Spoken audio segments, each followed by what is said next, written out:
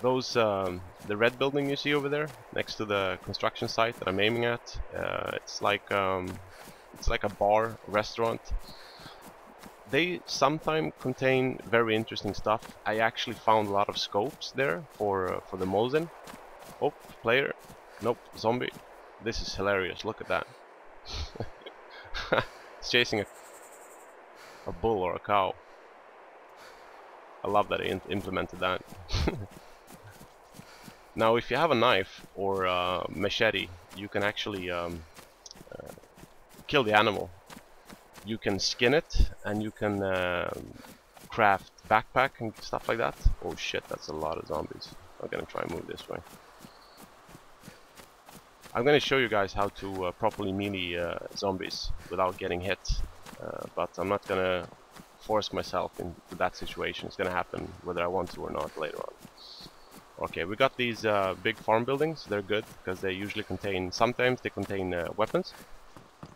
You know, like hunting rifles, shotguns, that kind of stuff. And yeah, you know, food, drinks, bottles. Let's check these buildings out, see what they got. Sometimes you can find can openers, which is good. I don't want to open my cans with the pickaxe. Right, this helmet is a little bit more discreet. Why not? What we have here? Oh, bandage, not bad. This is the proper bandage, which means that you could. Whoops, aggro. All right, let's discuss meleeing zombies. I usually run out of buildings when I need to fight them. Oh, he's still following the cow. Where is he? Where are the others? Yeah, these bandages are, well, they're not better. They do the same job, but they're meant to be used as bandages, which means that you can use the rags for other things, which I'm going to show you as soon as I get an axe. What do we have here? Painkillers. Painkillers are good because if you get attacked, you can. Antibiotics aren't used in the game yet. Otherwise, I would have taken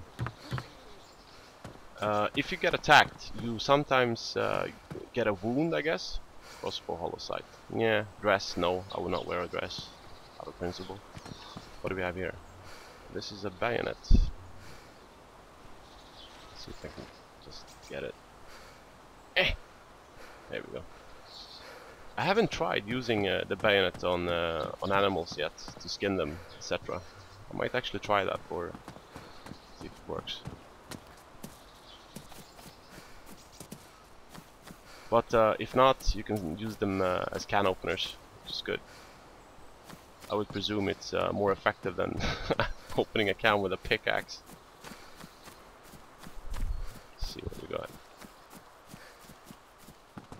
Sewing kit, very good. With this you can patch up your clothes. I'm not going to use it on these yet. You can never patch them up to become pristine. If you're a very new player, you probably know that a lot of stuff can degrade over time if you get hit or etc. And eventually it gets broken, and all the items you carried within the you know, the jacket or the pants is going to get ruined with it. So that's not a very good thing. So I always recommend keeping a sewing kit with you, so you can yeah, so you can mend your clothes, protect your gear. Let's see what we got.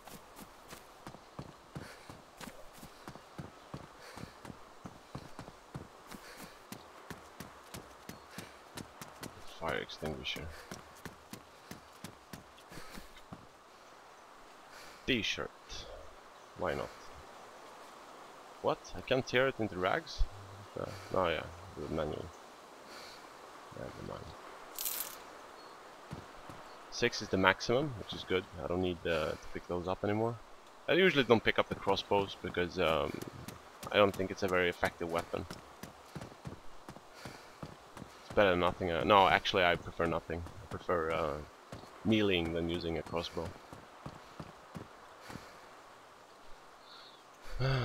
Tactical bacon, why not? Okay, I'm gonna try and eat, but I usually don't like to eat in the open. It's a very simple mistake. So I'm gonna try and find a corner or something. What do we have here? Meh. nothing important. Alright, let's see what we can do.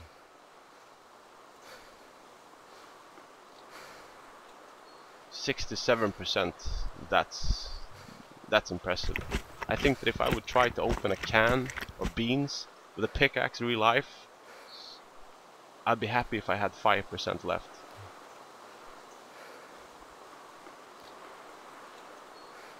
Still thirsty.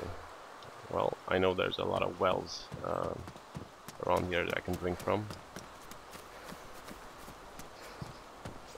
Gloves, why not?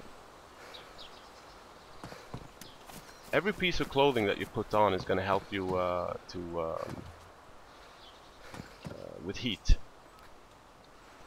because they actually added in so that your character can get hot and you can get cold. If you get hot, you need to douse yourself in water to keep the heat down, and yeah, if you get cold, you need to avoid it, you need to have clothes on, and worst case scenario, you can actually make a fire. Okay, now we got the zombie.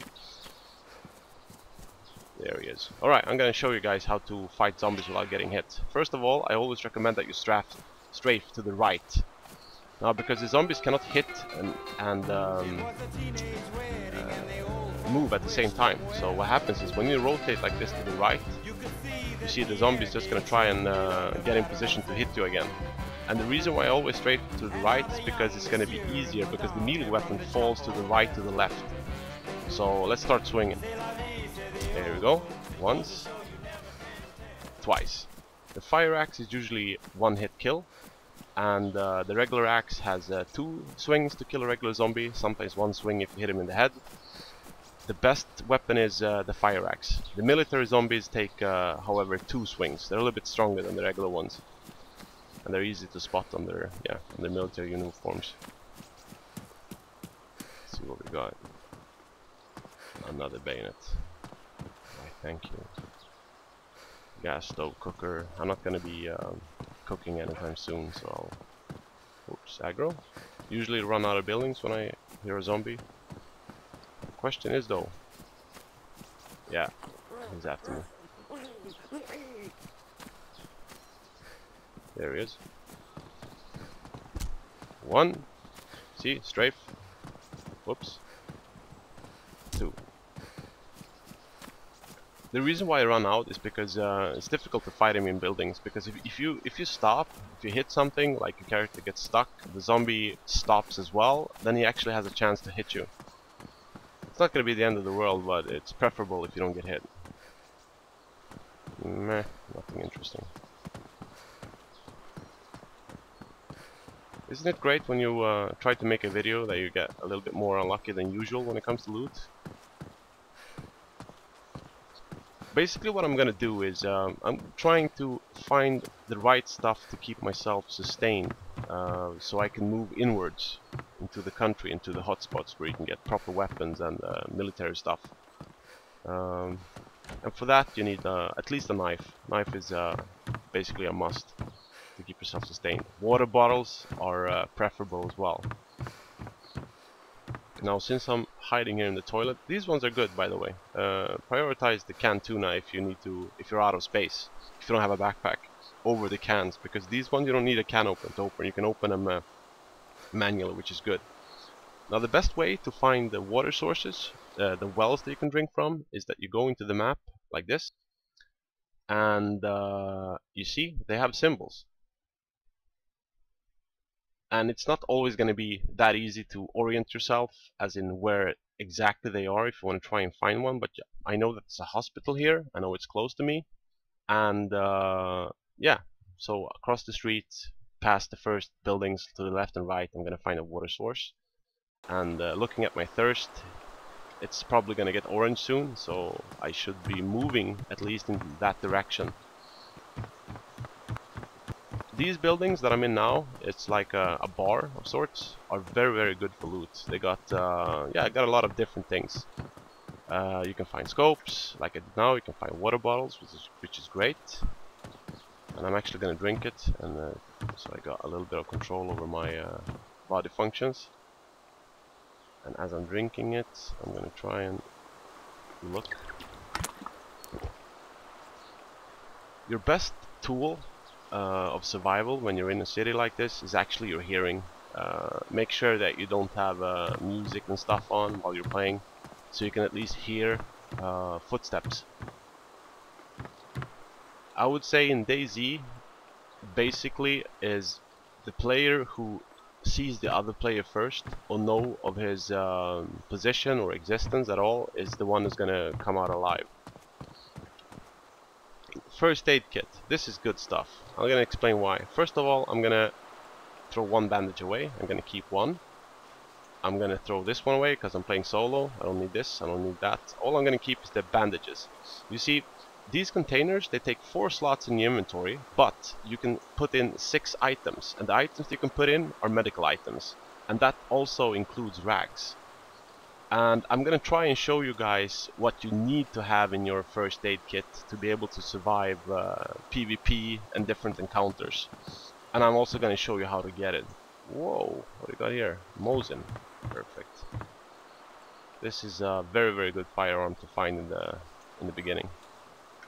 And as always, I always keep my firearm on 3. This is, you know, of course depends on your preferences, but I always keep bandage, melee, firearm, and also I try to keep one of the EpiPens, the ones that you mend broken limbs with. And I'm gonna get into that later when it comes to PvP, because that is gonna save your life. Now, the reason why I'm walking with the weapon in my hand like this is because sometimes if a new player comes in and he sees you, he's not gonna try and run up to you and smack you over the head if he sees you have a gun. He's gonna hopefully assume that you're better armed and stay away from you. Now, if the other player has a weapon, however, and he sees you running around like this, well, he would probably shoot you even if you had or do not have the weapon. But now, at least he has a little bit more respect, hopefully. What we got here? Alright. A knife. Frizz. Nothing. These ones are, the yellow things that you see over here are pretty good. Very situational, however. It's ephedrine. If somebody's unconscious, you can give it to them to wake them up, which is very good if you're playing with a friend and you're playing a sniper and he's a spotter, or if you're close to each other and you need to move away quickly from a firefight. Yeah, it's good to have. The cooking bipod, you don't need it, you can cook anyway, once you can make a fire. Show you that in a little while. Let's see what we got. Nothing. Oh, a drink, why not? I'm gonna be slowly moving to the hospital. As I mentioned before, we know that we have a water source close to it,